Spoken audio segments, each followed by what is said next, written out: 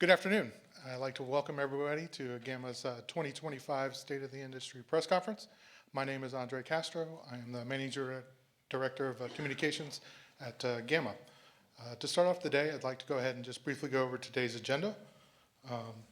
Today we will start out with our 2024 shipments and billings report, and then we'll move on to some industry updates, including the release of an updated U.S. economic impact study for general aviation. We'll followed by a panel with GAMA leaders, as well as followed by Q&A at the end. At this time, I'd like to go ahead and introduce our next set of speakers.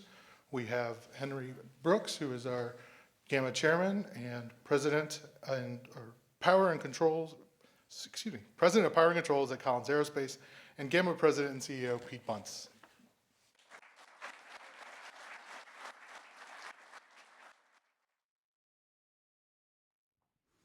Mr. Chairman. Good afternoon, everyone. Now, I used to be a choir director in a Baptist church, and music was a big part of how we got everybody going, so I listened for harmony all the time. I'll say it again. Good afternoon, everyone. Afternoon.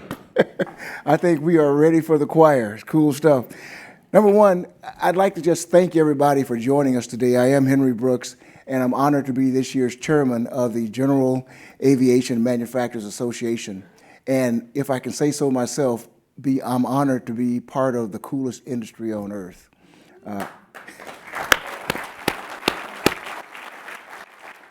We represent about 140 of the world's leading manufacturers of general aviation airplanes, rotorcraft, engines, avionics, components, and related services and technologies. And so we span the gamut, which is really interesting, if you will. Today, I'll be taking us through the presentation of the 2024 year-end shipments and the billings numbers for the global general aviation industry. If we can move on to the next slide, I'll start with piston airplanes.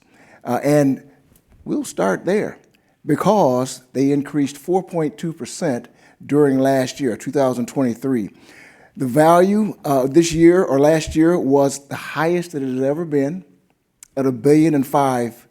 That's a lot for those planes. Market share, the market share shows that geographically, the U.S. market, as measured in a percentage, once again reached a record since GAMA has started tracking these across the geographic regions.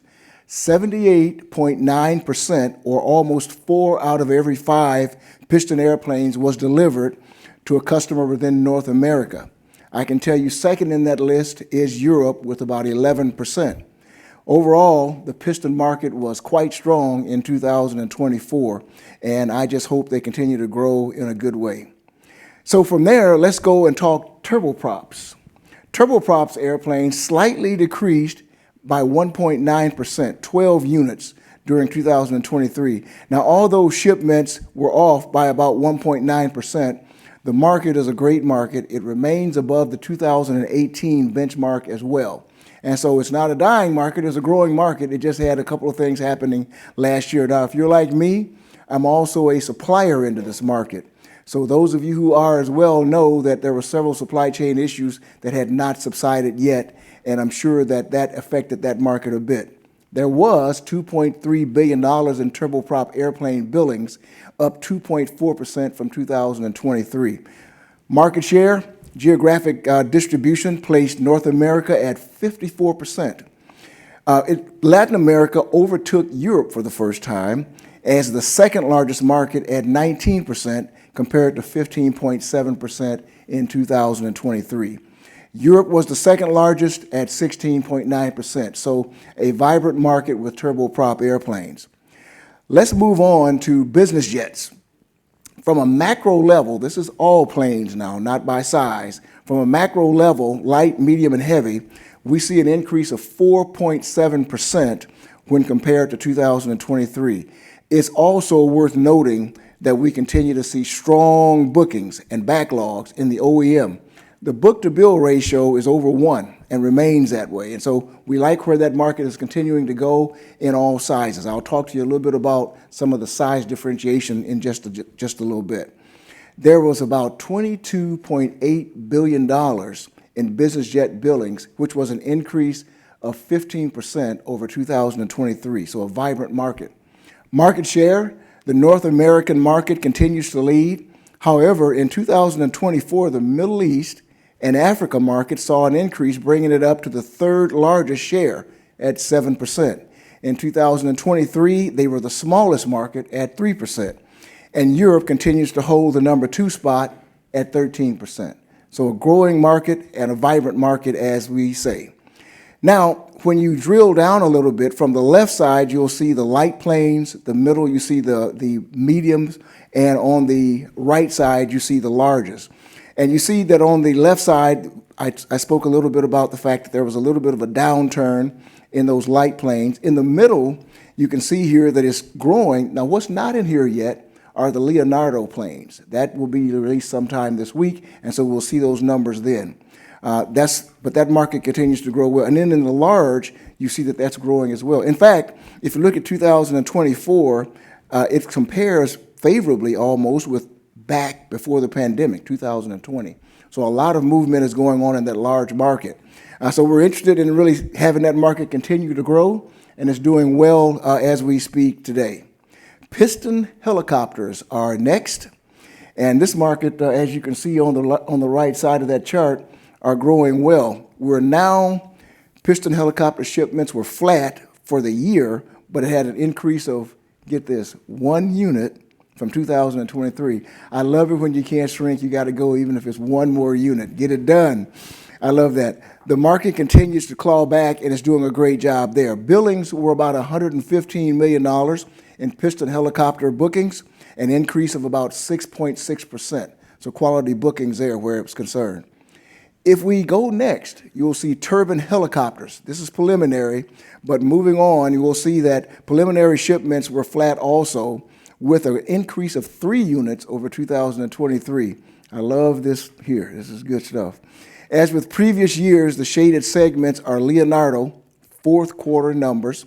Leonardo will be reporting their fourth quarter numbers later this week, so we'll see those then. And then billings, the preliminary value of turbine helicopter deliveries was $4.3 billion, which was an increase year over year of 7.6%. So fairly vibrant growth where that's concerned. Now, if you look, as I close with this, if you look, the biggest takeaways from 2024 is that for the first time in a decade, billings of all general aviation aircraft exceeded $30 billion. That's with a B, by the way, so you can clap for yourselves on that one.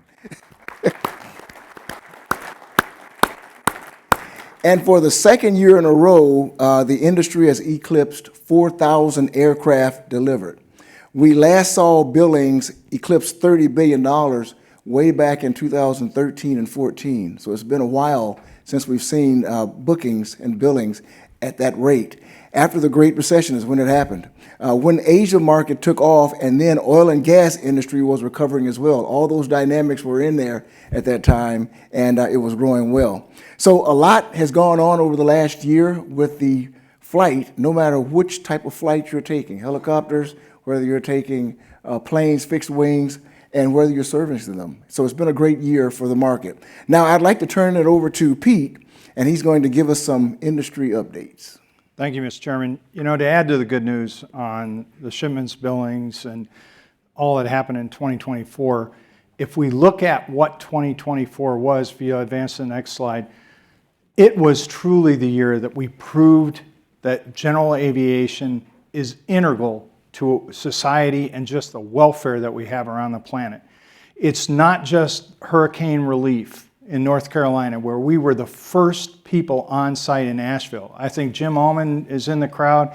He kept showing us each day the number of missions that he flew into the Asheville area where no one else could get in there. You couldn't get out by car. You couldn't get there any other way. Everything was flooded, and it was general aviation that was on site, both in rotorcraft and in turbine, pistons. Everything that could fly was able to support. And then, of course, we saw what's happening with firefighting out in California, but it's not just there. It's Greece, Italy, Spain. Global warming definitely has heated the planet in the summertime enough that we've got to care a lot about firefighting. But it just doesn't stop there. The number of folks that we're able to evacuate in emergency situations, but also the protection of our food supply around the globe is all dependent on general aviation. And then, of course, we've got to train the pilots to recapitalize our expanding civil aviation workforce around the planet. So our importance is so critical to the health and welfare of all of humankind, and we ought to be very proud of what 2024 showed. So as we go and we look at both sides of the Atlantic, we need to talk and boast about the importance of our sector. So let's go to Europe for a second, and let's look at what we do for the economy. Now, we released last month our basic economic impact study that was done in conjunction with Oxford University, and we did this with our partners at EBAA. And this is restricted just to business aviation. It'll be a little different when we go over and look at our economic impact study here in the US. But it's pretty important to note what we're talking about here. 440,000 jobs, and we're talking about an economic input of 110 billion euro into the European economy. But what are we seeing over there? We are seeing policies that attack our sector of aviation, but also taxes that hit every sector of civil aviation. And these taxes aren't what we thought about 3 or 4 years ago that dealt just with sustainability. These taxes are debilitative taxes that are simply going to be tax revenue for France or for other countries out there. The French government just signed into law a tax policy that it has the potential of charging every passenger on a business aviation aircraft, turboprop or jet, up to 2,100 euro per flight. Think about that. And so if you have an economy in Europe that boasts that they are shifting from a strategy of the Green Deal to the Green Industrial Deal, and your major pillar in that strategy is competitiveness, you just shot yourself in the foot by doing this, because we all know it's business aviation that gives companies advantage, whether you're doing business intra-Europe or you're doing it around the globe. You need business aviation. And we just are perplexed by this policy, and we're doing everything that we can to try to talk about the importance of our sector over there in Europe. Our board, working with our sister associations, are doing all that we can to be able to try to spread the word, to be able to get the right talking points out there so that people can realize how important this sector is. And really, if we look at these policies, Oxford also helped us and said, hey, projections, if these policies continue, we're going to threaten about 120 billion of that economic input into the European economy and about 104,000 jobs. That's truly significant. So we need to talk about this industry all the time. And where it is really hitting us, the proof is in our delivery numbers just on the manufacturing side. If you go to the next slide and you look, over time, as we have been tracking this, do you see the proportion that we are delivering to Europe decrease continually over time? This is a direct result of the anti-business aviation sentiment out there that's almost always buoyed by ridiculous supposed facts that they pull out of the ether that have no scientific basis whatsoever, and they can't be justified. But they just put them out there into the ether, and if you say it enough, they think that people will accept them. Whenever we challenge them, they back off. But it's incumbent upon all of us to do that all of the time. So if we look at our priorities, we as GAMA in priorities, we're honored to have Carlos Brana with us from Dassault. He leads our European Leaders Steering Committee. We just had a very successful engagement with not only EASA in Cologne at a business aviation conference, but also a couple weeks ago, then we met with European Commission officials. So the European Commission, especially what's called DG Move, that basically think of it as an equivalent to our Department of Transportation over here. Really good dialogue with them about what we need to do to try to stem this tide over there, but also to try to emphasize that if you are going to have a competitive economy, you have got to stop beating up on this industry and start promoting it. We initiated what we call Strasbourg Days late in or middle part of December. And what we're trying to do is start to replicate what we do and have been very successful at here in the U.S. of our Capitol Hill days that we do in May. We picked Strasbourg because it's easier to get at European parliamentarians when they're sequestered in Strasbourg versus in Brussels where they're a little bit busier. So we had a very successful first engagement. We've issued the manifesto that we have with EBA talking about business aviation, and we keep working with our media consultants to be able to go and try to spread this message over there. But it's something that we all have to take seriously and work on very hard. So now let's switch over to this side of the Atlantic and talk about the release of our economic impact study. Today is the official release of this study. It'll hit the press in a couple hours out there. But I am just excited to report that on our economic input, the 1.3 million jobs that we create as a whole industry, all of us together, where we're talking about building aircraft, designing them, but also maintaining them, our service sector that's out there, all the people that work on our FBOs, our mechanics out there in repair stations all over the country and everything, that is a lot of jobs. And if you look at the $339 billion in contributions to the U.S. economy annually, that is a big number. So as compared to when we released this in the year 2000, that is an increase of over 100,000 jobs and $92 billion into the U.S. economy. So we're very proud to be with our partners. I've got Jim Viola here, Mike Adamson, and Ed Bolin, and other of our industry coalition down there at the bottom that put together this study. And we timed it specifically so that when the new Congress, just like we did in Europe for the new Parliament to be in place, we timed this for the new Congress to be in town, and we didn't know what was going to happen on administrations, but I think we timed that very well. But we need to talk about this continually, about the importance of our industry to the U.S. economy. So if we go and talk about our issues and what we are doing for going forward, first and foremost, of course, if we go to the next slide, is being able to engage the new administration. With any change, there is opportunity. And we all know what we've read in the press and everything about what is happening day to day with the administration. But overall, there is opportunity here to be able to work with the administration to talk about this industry, and first and foremost, this industry as the technology incubator, because we are. Right now, the focus of everybody's attention is on the accidents that we've had out there. How are we going to make flying safer for the public? By allowing us to advance the technology that we're developing right now, because the precision that we can offer to aviation is a quantum leap forward from where we were before. We can fly within just a few feet of whatever altitude we program in with the modern avionics systems that we have out there. We can have aircraft land automatically. So there are great advances that we need to push, and where does it start? It starts in our sector, in business and general aviation. And so we are so important to all economies out there. Then if we look, and we start to look at the importance of not only our development out there, but also on the sustainability front, we have gone and done a lot of work, and whether it's lightening the aircraft up or being able to have new propulsion systems and that, but sustaining sustainability for its sake, but then differentiating that from sustaining momentum that we have had with the FAA.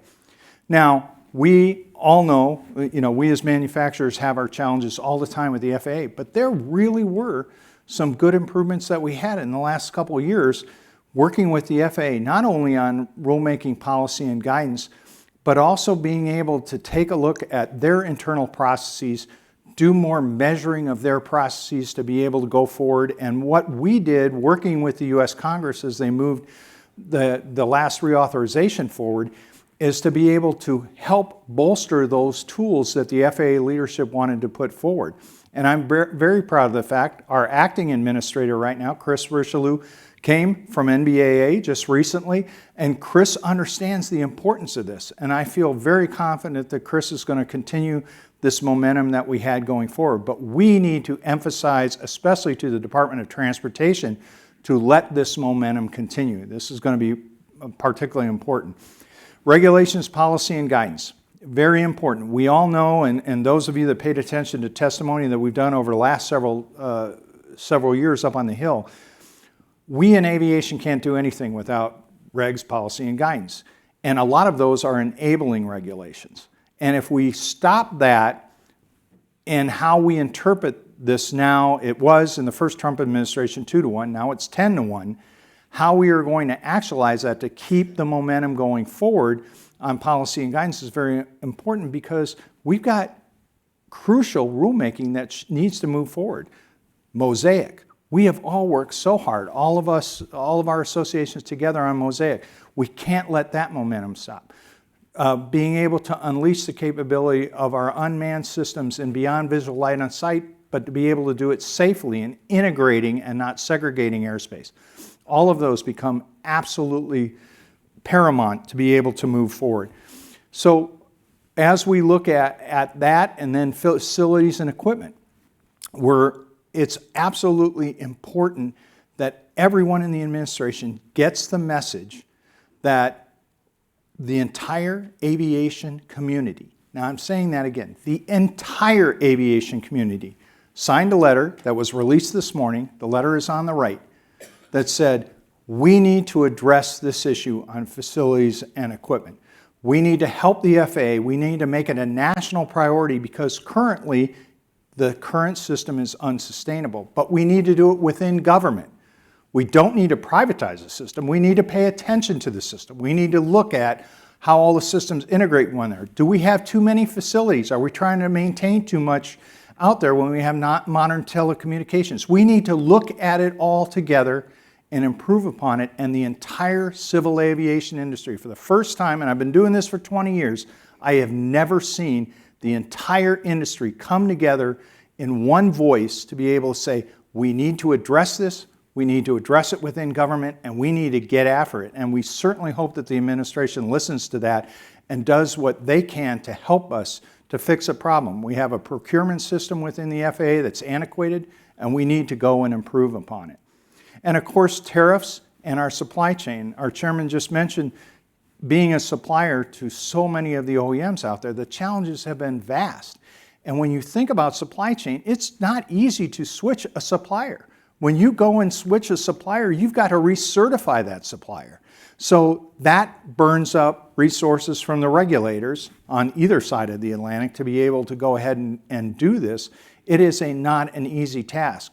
So if we add tariffs on top of that debilitate the industry, that can have very severe unintended consequences. Whether you're talking about aluminum, whether you're just talking about cross-border transactions. Remember, when we produce an engine, parts and pieces cross borders all the time. And if you're starting to add tariffs to each one of those transactions, it becomes significant. So we want to work with the administration on smart policies to be able to go and not debilitate this industry.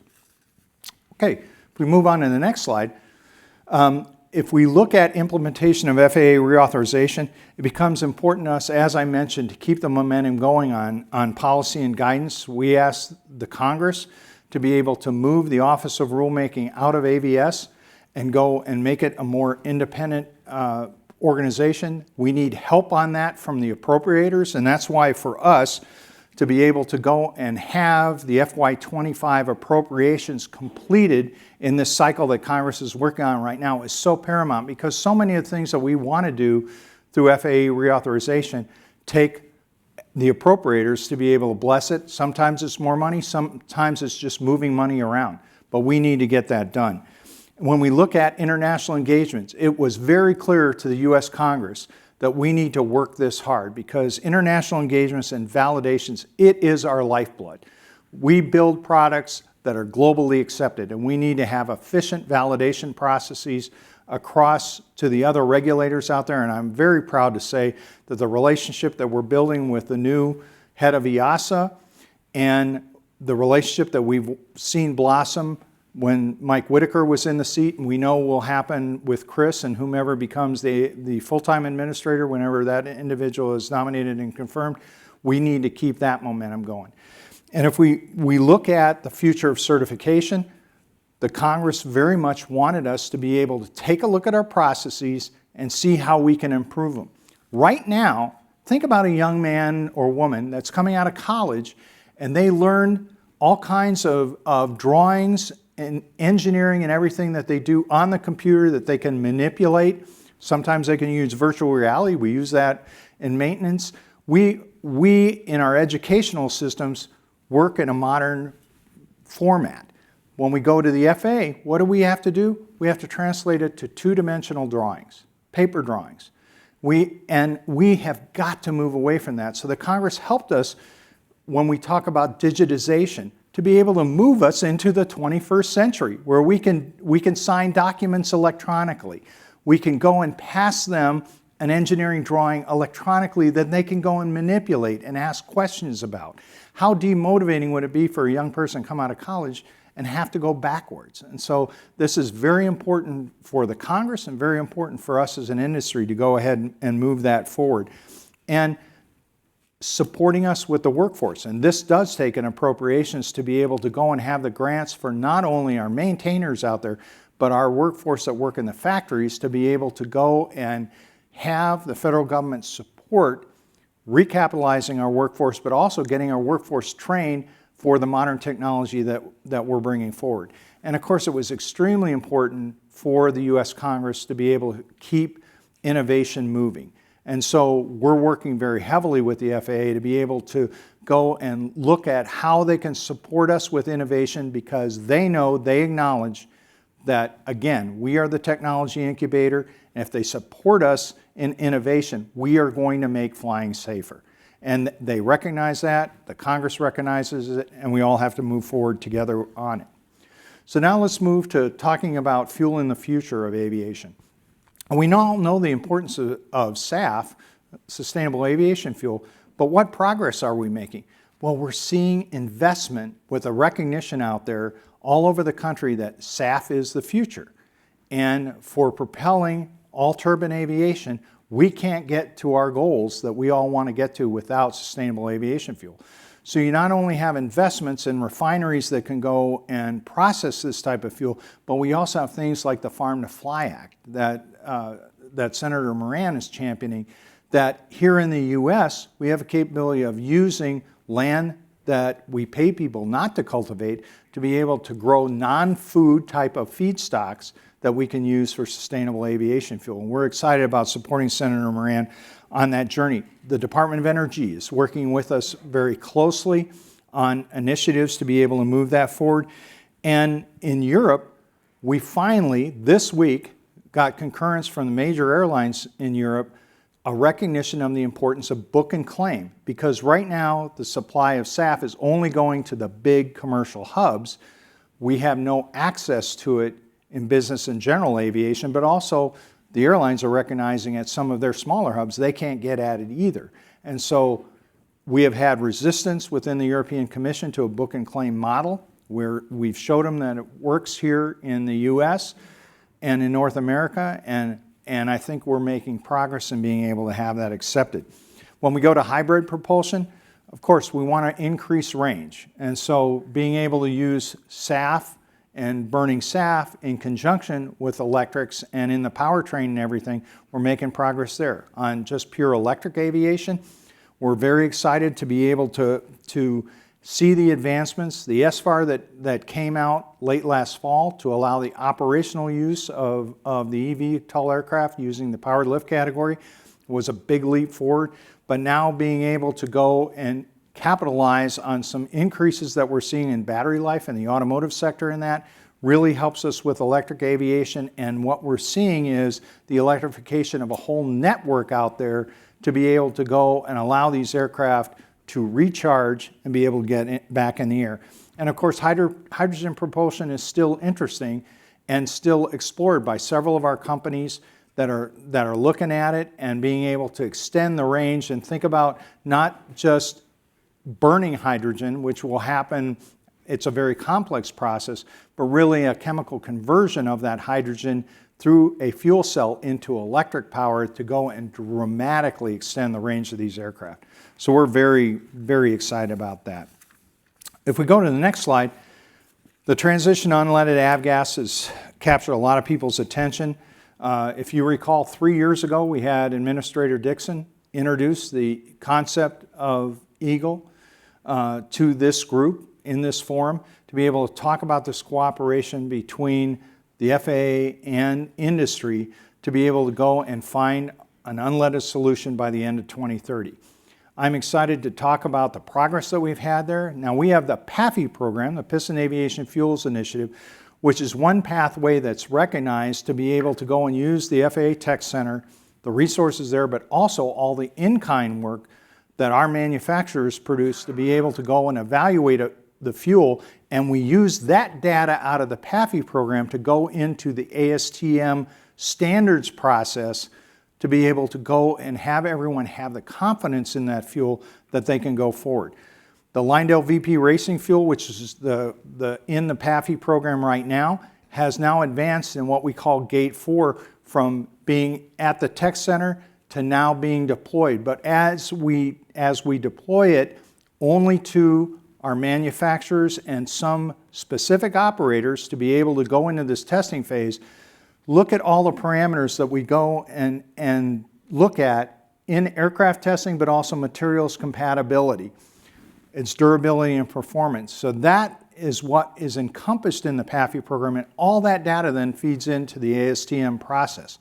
Right now, if you go to the next build on here, the deployment of that fuel now, the Lyndale VP Racing Fuel, is going to all those locations in the United States to be able to start with materials compatibility testing at the manufacturers, but also some operators out there, and then putting in the aircraft itself. So we're making progress there. Now let's talk about the next fuel out there, an STC fuel, the Swift fuel. They are going through not only working a incremental process of STCs where they're expanding the STC over time, but feeding that information back into the ASTM process. We feel confident again that as long as it's in the ASTM process and we have good peer review of the fuel, that we feel confident that we'll be able to test the fuel and move forward and expand that STC out there. Now there have been questions on materials compatibility with the other fuel that has an STC out there, and we as manufacturers are concerned mainly because we don't know enough about it. And how do we know about it? Through the ASTM process, which is peer review. So from a manufacturing standpoint, all of our manufacturers in the piston arena have said, we don't feel confident with this fuel with some materials compatibility issues, and we need the transparency that is provided by ASTM. And so we've reinforced this. Those of you who have been paying attention, there's a lawsuit going on out in California, and I think they've reset the date now that the judge will hear it as February 25th, where they're potentially, what CEH is trying to do is push us to prematurely say, you have to use this fuel in California, no longer you can use the current 100 low lead. Well, what does that do? First of all, it basically says helicopters in California are grounded. That's the first thing, because helicopters are not approved for this fuel. But two, it prematurely says there is one fuel out there, and that's the one that is the fuel that we as the manufacturers and also the fuel distributors know does not have an ASTM standard, is not working toward an ASTM standards, and that gives us great pause. So there's a lot more to follow here when we're talking about the CEH proposal out in California. Okay, I would be very remiss if I didn't talk about cultivating entry of advanced air mobility in national airspace. Those of you who have been paying attention know that 2025 was the date we said we would start to see these aircraft into the airspace. But what did we do that, for me, I consider one of the smartest things we did is work with members of Congress to pass the Advanced Air Mobility Coordination and Leadership Act. And what that did is it put, rightfully, the Department of Transportation in charge, and I've got Peter Irvine sitting right here. Peter, raise your hand. And Peter's been our leader at the Department of Transportation to get an entire all-of-government approach to be able to say, okay, we are going to introduce these advanced air mobility vehicles. Let's do it so everyone is at the table, everyone can give their inputs. And Peter's done a masterful job. I think it's 19 different federal agencies that have been involved. 19. to be able to go, and Peter's corralling, and we're very excited to support Peter as he goes and pushes this report out to the public, because this is the right way to do it. We've all talked about this is the most exciting time in aviation since the dawn of the jet age, and by having all of these federal agencies working together with us to be able to answer questions, and Peter and his team have been in so many listening sessions, been out to the field, so I think the quality of their work, we are all going to be extremely impressed. We've seen snippets of what might be in the report, but we are eager to have that report released, and Peter, anything we can do to support you in getting that out there to the field, we definitely want to. We are excited about that. And we're also excited about what the FAA has done for us if we look at just heliports and the nexus between heliports and vertiports. There was a period of time, if we go to the next slide, and we look at infrastructure out there that we were trying to separate them. We were saying, okay, a vertiport for eVTOL is totally different than a heliport. And I know my buddy Jim Viola at VAI has led the crusade to say, wait a minute, this is madness here out there. They are one and the same. So the FAA started listening to us, and we're very excited about that. But we're also excited that they're listening on what we want to do in automation. Because if we are going to unleash the capability, especially in the advanced air mobility sector, the next leap to automation is going to be extremely safe. The redundancy is so vastly improved to what we have or what we have had for decades in that. And so we're very excited that the authorities on both sides of the Atlantic are working together on automation. What we're trying to push them on is capability to fly these vehicles at night and in IMC, instrument meteorological conditions, to be able to go and unleash the capability of these aircraft. So we are extremely excited about that.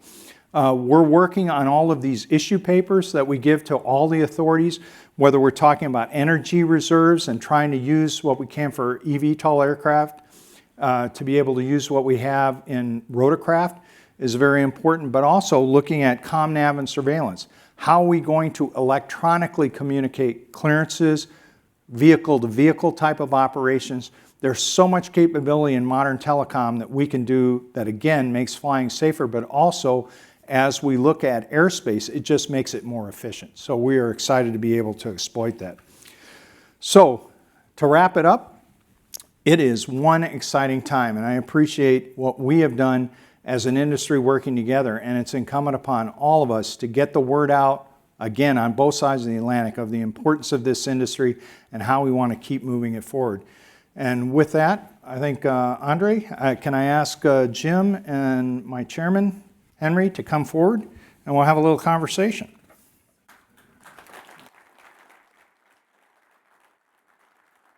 Well done, well done.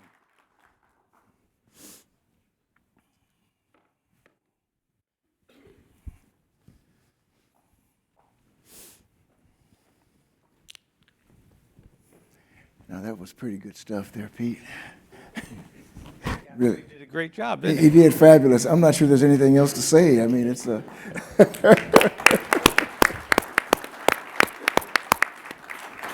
You know, every so often I get the pleasure of doing some form of a moderation.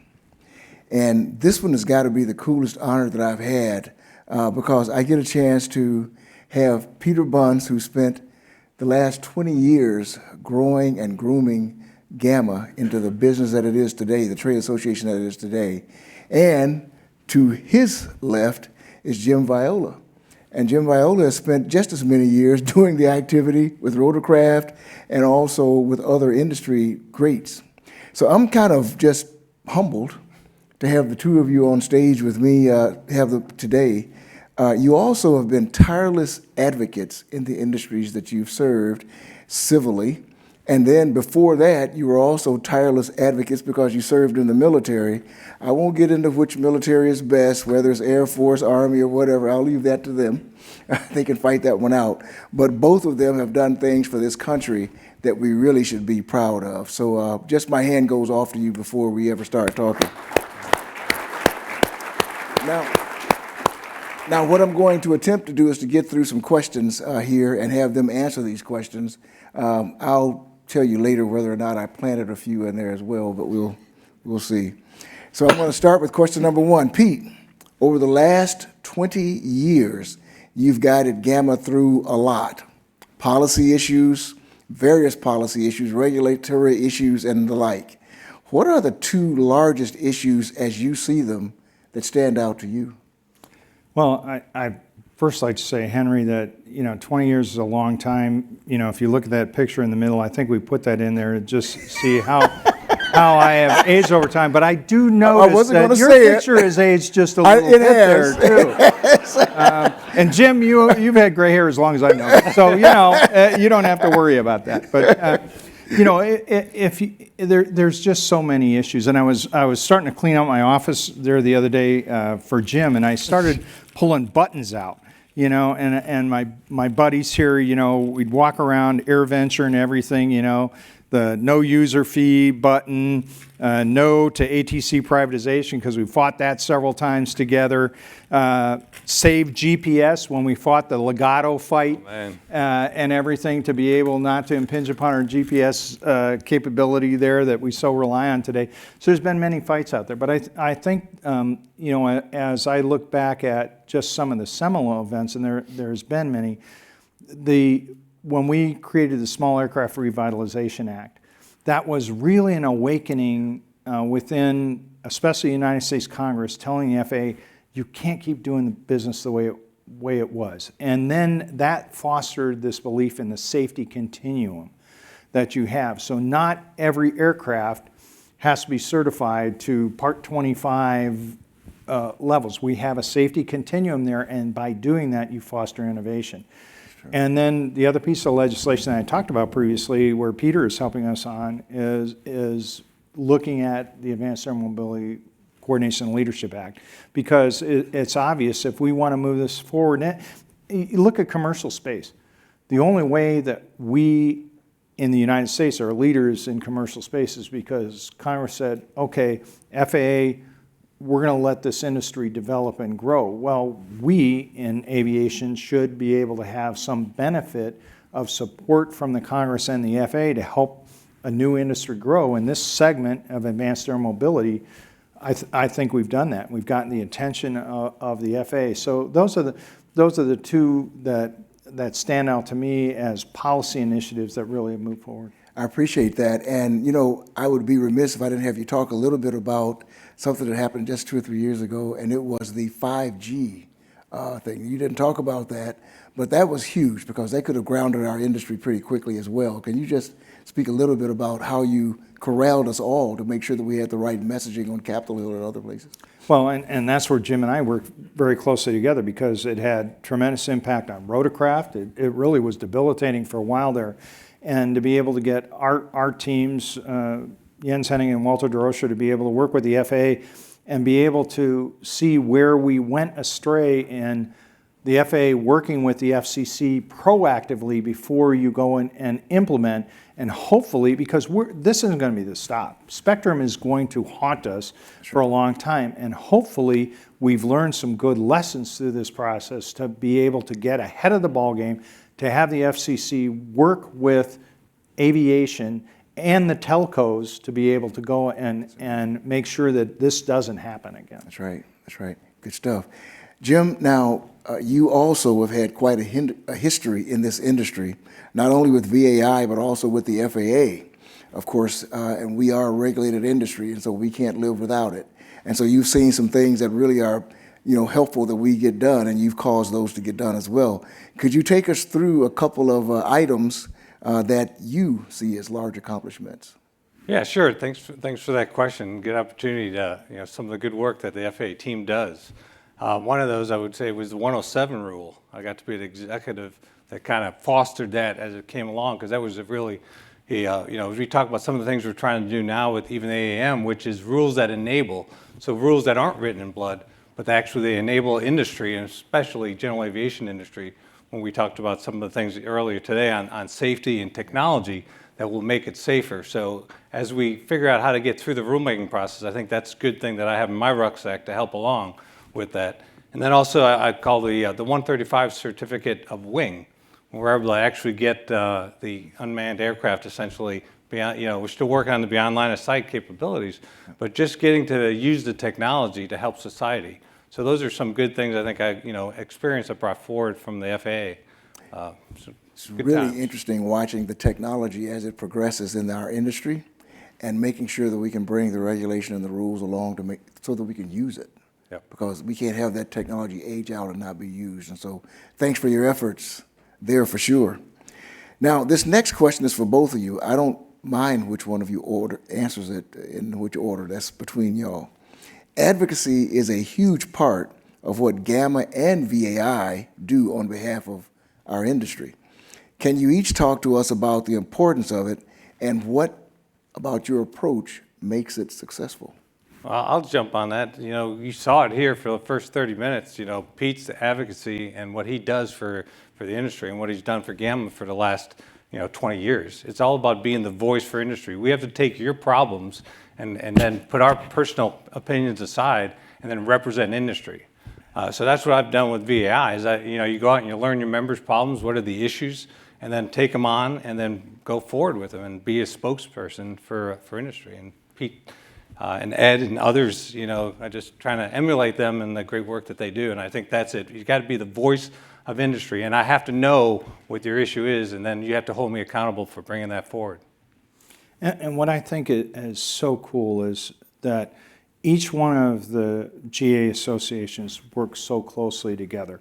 And so, take an issue that's plaguing us right now. Out in Hawaii, the FAA is talking about stopping the waivers that would push helicopters up exactly where fixed-wing aircraft are flying underneath the clouds. Well, with what recently happened here in DC, do we want to do that?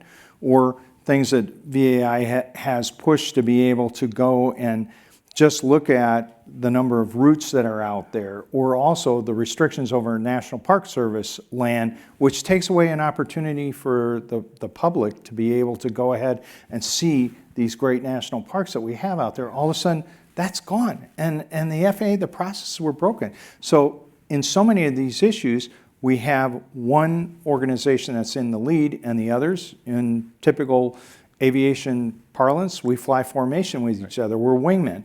And so, Ed may take on the issue of the Part 380 issue, and Mike is working on an avionics issue. Right now, we've got one that Darren Pleasance at AOPA has taken on that talks about enforcement actions using ADS-B, where we were promised by the FAA when we were going and being required to equip with ADS-B that would not be used for enforcement actions, and they've reneged on that promise. So AOPA is leading that, and we're all supporting them. So it works so well that we each take the lead on different issues and back each other up. And where the proof was in the pudding is on the privatization fight. I mean, we never would have prevailed in that fight, and quite frankly, there may be another one out there. But the strength of us working together to being able to share data, we're on the phone constantly meeting with each other out there, and it works very well as an industry. Yeah. Jim, any comments from you on that one? Well, I mean, he went right into advocacy to collaboration. I mean, Yeah. collaboration and the way we work in DC is perfect. We figure out who's the best person to represent the major sector or what is the issue. And AOPA, NBAA, GAMA, VAI, it's all just taking lead. Nobody else gives up. They just jump on back and keep the push going. I love the collaboration. And that extends beyond business and general aviation too. I mean, Paul Feldman's been working very closely with his colleagues over not only on the airports, but also on the airline side. That letter that I talked about today that just was released at 11 a.m. this morning was a direct result of Paul being able to work with his colleagues and say, hey, we are all in this together. And I can't emphasize enough. I've never seen this in 20 years. Everyone's on the same page here that we need to help emphasize to the Congress that right now F&E is broken. Facilities and equipment for the FAA is just not sustainable, and we've got to do business differently. Love it. Now, this is a question, it's a long question, so, it's for you, so I'll give it to you in advance here. But I'd really like your perspective. Pete, while at GAMA, you've worked diligently to broaden the membership with the addition of maintenance and completion support companies, rotorcraft manufacturers, and companies involved in emerging air mobility, advanced air mobility sector, as well as opening the GAMA Brussels office as well. So you decided that the Atlantic Ocean wasn't really a thing. You just, just go on. I love that. Can you take us through the significance of those expansions? Well, Henry, in each one of those, we've added strength to GAMA because the more, if you look just at U.S., the more states that we have manufacturing facilities in, the more power that we have. So, when we had the auto execs come to D.C. and we had the disaster that happened up on the Hill of the pillaring of business and general aviation, Ed and I got together and we said, well, one, let's reboot No Plane, No Game. But what did we do? We used all of our member companies, and we did rallies around because, and if you do a rally and you have voters, who's going to come? The politicians come. So we called it Grass Tops, and it proved extremely effective. And so as we added more companies that all are part of aviation, and then all of a sudden we bring in the rotorcraft side of the house.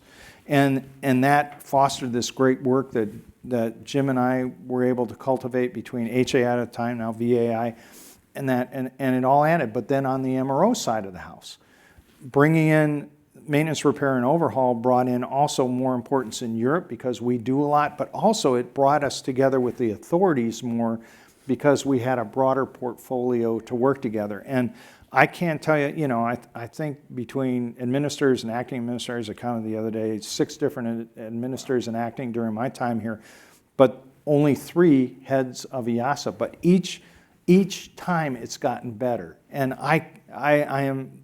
Kyle Martin and our Brussels office have done just an extraordinary job of cultivating the relationship with EASA. And I know it'll grow stronger, but I'm just so impressed because that partnership and that relationship between Florian and Mike Whitaker and now Chris, and until we have a full-time administrator, I just see that momentum building, and it's wonderful to see. That's good stuff. Jim, give me your thoughts on the challenges that you see on the horizon for the industry and really how we prepare best to meet those challenges. A lot is going to go on over the next few years. Well, thanks. Certainly a lot of challenges right now for industry, with new administration trying to figure out what the rules are and how do we play by them. I think, there is a lot of pointing at, bigger government's bad, which, depending on where you fall, now's an opportunity for us as associations to take lead. And actually, we know what's right. In this room, we have the leaders of the general aviation industry. So that's the time to lean on GAMA. And we need to put packages together that we help government with, that we help the FAA with, that we help DOT with. So I see them as opportunities to help along as we get through these, rough times or storm, whatever you call it. And then the technology that's out there, and with the new aircraft that are coming on board, and then make sure they get implemented. So that's one of the big things in my last 5 years of making sure that we don't lose any infrastructure for low-level infrastructure. These new vehicles will need the current infrastructure plus some, right? That's true. As we try to again, bring additional capabilities vertically to society. Yeah, agreed. Now comes the fun parts of the questions. The first one is for Pete here. It says, what will you miss most about GAMA? And Henry, it's twofold. Number one is the staff. I mean, the staff is my work family. Yeah. I'm sorry about that. These folks mean so much to me. And what I feel great about, and we formed when Nicholas was the chairman and CEO, or the chairman of GAMA, I said, I'm going to retire at the 20-year point, and we started a process moving forward, and I am so excited that we got the right guy here. Amen. that knows the value of staff. We've had great transition here over the last several months, where Jim has been able to really get strong exposure. And the neat thing is the staff already knew Jim from the close work that we did, and Jim flies with us, both the helicopter and his Tiger. And so they know him. So I don't know how you could have a smoother transition, but That's cool stuff. this staff is just the best in the world. And then the thing I'll miss is the routine interaction with my friends. I mean, how lucky can you be to have a big board, over 100 members of the board, but they're your friends. Yeah. And we communicate with each other. go to each other's, we know each other's families, you know, each one of my chairmen. I got two former chairmen here, John Roosevelt and Mark Van Tyne, that have been around. They just come back because we are all friends and a family, and we're all part of this. And I'm really going to miss that routine interaction, but I'm still going to be around and that. But this has been the most tremendous opportunity that anybody could ask for, and I'm very proud that Jim has it.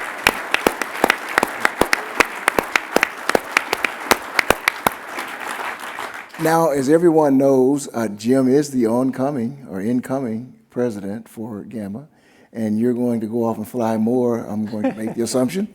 And so what advice would you give to Jim? Well, again, on that theme, one, trust the staff.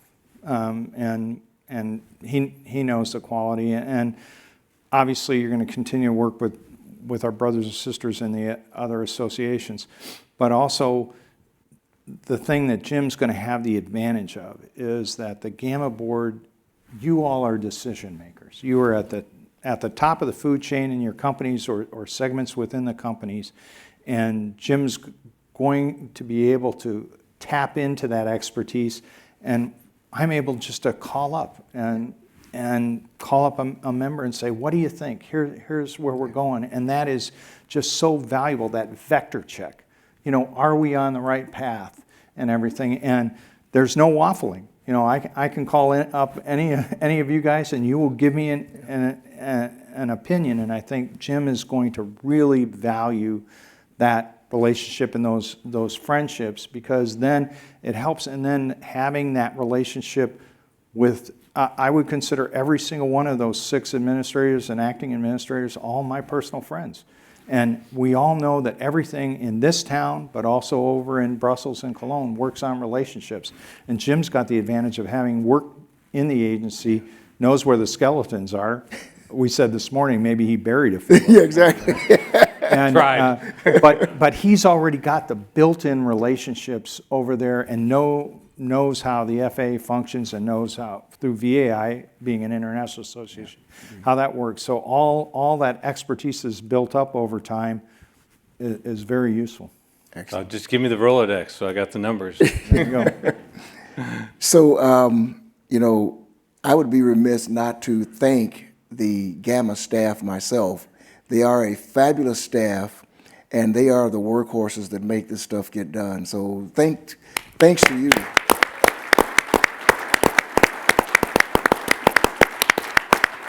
And it definitely goes without saying that the GAMA board, of course, is the best board afoot. It is just serious.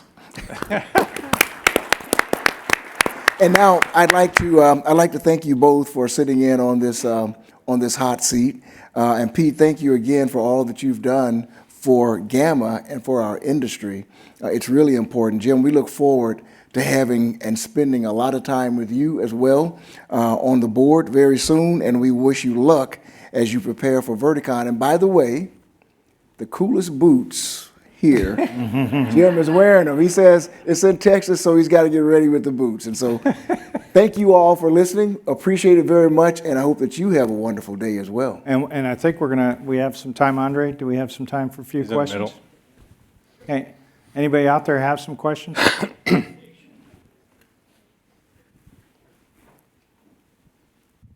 Hi, it's Carrie Lynch with Aviation International. Hey, Carrie. Hello. I was curious about your early conversations with the administration and whether you're seeing any movement on rulemaking or what their receptivity is about perhaps exemptions on tariffs. And also on the tariffs front, how big a deal is the steel and aluminum tariff? How hard is this going to be for your members? Do you want to start, Mr. Chairman? Yeah, we buy a lot of steel, we buy a lot of aluminum, and in our company, we also buy a lot of titanium. And to Pete's earlier point, we also move those commodities back and forth over borders multiple times during the manufacturing process. And so one of the things that we haven't figured out yet is frankly how the tariffs would work. And so we have to really take some time to understand what's going to be taxed, if you will, and when will it be taxed?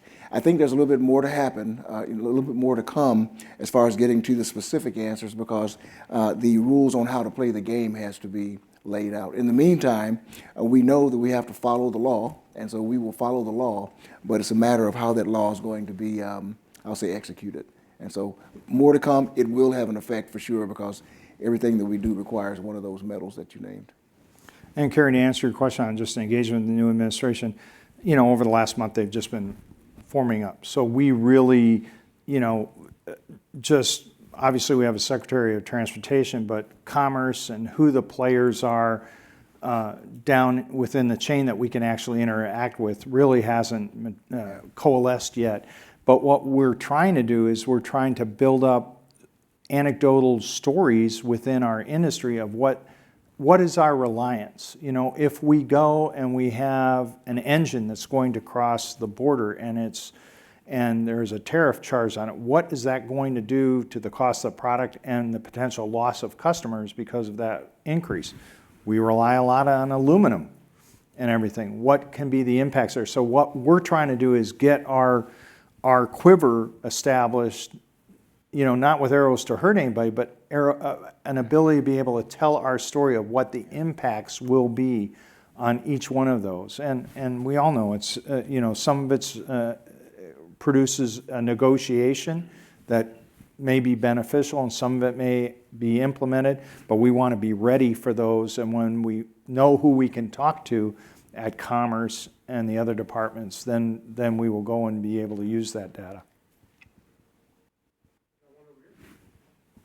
Dave Hughes with Avionics News. 400 probationary people have been let go at the FAA, and some federal government workers are getting terminated with extreme prejudice. And I wonder, I've talked to friends at the FAA are scared for their jobs, and so I would think that morale could be on the floor. You want to start? Sure. No, absolutely. The threat of not knowing, if you're going to work tomorrow or not is certainly, I'm sure, weighing on all the folks there. And I think that there are some great leaders inside the FAA that are going to deal with the morale issue. Not only, do you have a job, but what office are you going to come back to? So that's where they're doing a little bit of a focus right now. So I think, as we talk about the actual conversations of when we're ready to provide the facts that Pete was talking about, still may be a couple of days out, maybe a couple of weeks out, but number one, making sure that we have a good workforce at the FAA to do the work that needs to be done by the folks in this auditorium here was one of the things that GAMA will keep an eye on. And also, we've talked about it already this morning with the executive committee on, how can we help motivate some of those folks that are out there on the FAA side to the word, empowerment or otherwise, to make decisions so that they feel comfortable of the work they're doing and that they want to keep doing that good work for general aviation. The way I view it too is that it could create an opportunity for us. We know what the FAA is. It's a very necessary part of how we fly and why we fly. Since it is changing and morphing, it gives us an opportunity to introduce newer ideas as well and ways of working. And so we can't lose that as we're thinking about, my God, a number of people are getting laid off, because they are, and there will be a brain drain due to that. There's no question about that. But we need to also, as an industry, think about what are the opportunities that's embedded there as well. As that force starts to be built back up again, how do we help them to make sure that we get what we need out of the FAA? And I'd like to drill down a little further with that. First of all, Jim and I, along with our VPs, were on the phone with Nick Daniels, the new head of NATCA, who has our certification engineers within NATCA. They're represented there, and also Dave Pirro over at PASS. So we're trying to understand with them what the impacts are. And the numbers don't sound like they're as many as they're first reported. We know that the morale within the FAA was boosted by the fact of the declaration late last week of those that have direct responsibility for safety. Their jobs are safeguarded. In fact, they aren't even allowed the early out, for lack of a better term, that's used. And that helps with morale. It says you are important to this industry. But to what Henry said, we are going to lose some support people out there. That just means we have to exploit efficiency. It seems very important to this this administration. It produces opportunity for us. We know There are better ways to leverage the delegated authorities that are given to us through like the Organizational Designation Authorization, ODA. We also know how we can exploit or to utilize the bilateral safety agreements that we have with Brazil, Canada, and the EU through EASA, and some other ones that are developing, to be able to not check each other's work, to trust each other's safety competencies, not to, when the regs are the same, why are we spending time looking at it? So if we go and talk about efficiency, this provides opportunity. Hi, Will Geisbon at the Air Current. Pete, you talked a little bit about safety in your opening remarks, and in light of the really unfortunate tragedies that we've seen over the past few weeks, I'm curious if you could talk a little bit about in your experience how the industry is reacting to this perception that aviation is kind of like inherently unsafe. I think folks in this room know that numbers will show otherwise, but there's definitely this kind of broader almost panic in the public. How are you guys thinking about looking at safety from that lens and making sure that it's communicated properly to the right stakeholders? Thank you. Well, I think first off, we have the tremendous confidence in Jennifer Hamady and what she does at the NTSB and all the investigations moving forward with what we've seen out there. Working with the TSB in Canada to be able to go and have it augmented by the NTSB. What we have seen out there is such that when we find what the causes were, we will be able to say, okay, can technology help with that? But I think at the same time, it's important for us to note that we have, I was talking about Nick Daniels the other day, we've had multiple conversations with them. Our controllers want new technology, and we can provide it to them. The industry can provide it to them, whether it's inherent in the aircraft itself, whether we share that information, safe taxi, a capability to have situation awareness when you're coming down in the soup if somebody occupies the runway out there. We can pass that with modern technology back and forth to the controllers, and they want that. It's just that the procurement system that we're locked into for years and years just takes 20 years to field something that should have taken 2 to 3 if we had been doing it in private industry. So that's what we want to be able to provide to this administration, this Congress. There are better ways to do this within government that we can go and share this technology. Think about young people that are now flying aircraft. They grew up following magenta line driving when they first got their driver's license. Well, can we provide that to them in the cockpit instead of, when you listen to taxi instructions from ground control and everything, especially at an airport, it's got a million different taxiways and intersecting runways and everything. Young people may not process information the way all of us did, and those of us that have flown and been flying a long time know we've had taxi, we've been mixed up on taxi routes before, but we can provide that to them today. So why aren't we doing that? And we want to be able to help the FAA, and I think they're very receptive. One of the cool things that happened, Tim Morrell, the head of air traffic control, he looked at some of the runway incursions that we had recently, and he said, is there a better product I can deploy quickly out there? And he did it.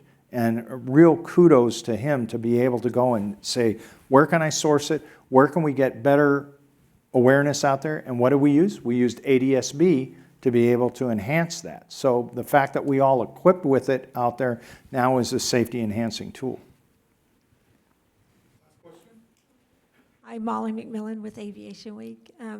Had a quick question. I know the industry worked closely together. You were definitely involved in that to avoid privatization of air traffic control. And you mentioned it a couple of times just briefly. And I'm just wondering, do you feel that that issue is going to raise its head again? And do you think that might be another real issue going forward? Do you want to start? Oh, you go ahead. No, Molly, I mean, it's a constant thing that's brought up time and again, but if you read this letter that was just published this morning, take a look at it. It says in there, we shouldn't privatize the system. And there are people up on Capitol Hill. There's a former chairman of TNI that's pushing that idea again, Bob Poole and others out there, the Reason Foundation and everything. But why would we want to go into that fight again when we can go and look at making this system better, but also taking a look at the facilities out there. Do we need, we are spending time on facilities that were built. Our en route control centers, we have over 20 of them, they were built at the dawn of the jet age. In the modern day of telecommunications, do we need that many? Can we right-size the NAS with the redundancy out there in modern telecommunications? Right now, the FAA is faced with a gigantic bill every month by the telcos to be able to maintain voice switch that's antiquated, that's really just totally no one else has it but the FAA.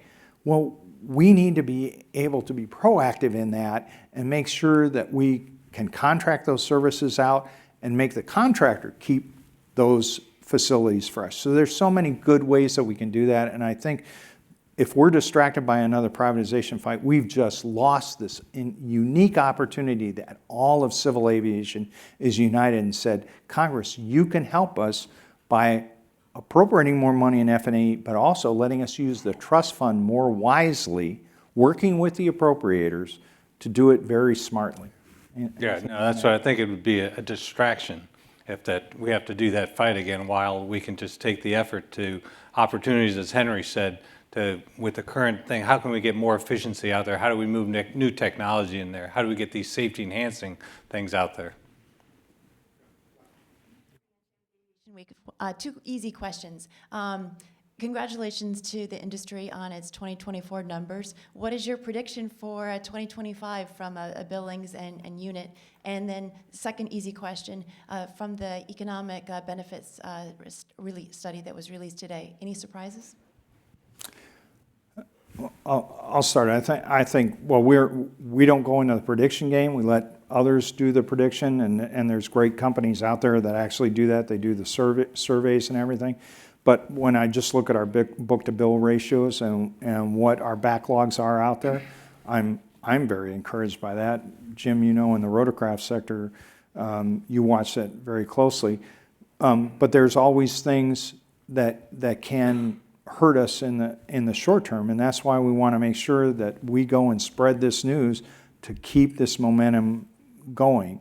And seriously, what's happening in Europe could have very, very negative impacts, and that scares me, quite frankly, a lot when you're talking about just trying to fill your coffers because you're running a deficit and try to do it on the backs of the folks that we fly around in business aviation. That's just stupid.